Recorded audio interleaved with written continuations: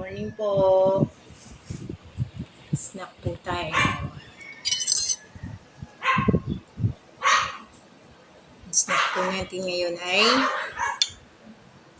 melon. Melon yung puti.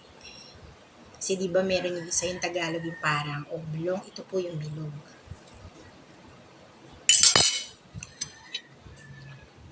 Kain po tayo.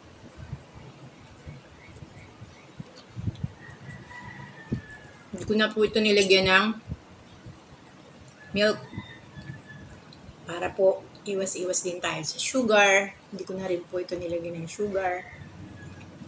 Pagka po nakatapat kayo ng matamis na melon, yan po, pwede nyo gawin ganyan. Pwede ninyo ilagay muna sa rep para lumamig. Or po pwede naman po na pagka po nabalatan nyo na, ay kakainin nyo na. Sabayan nyo po ako. Kain po tayo.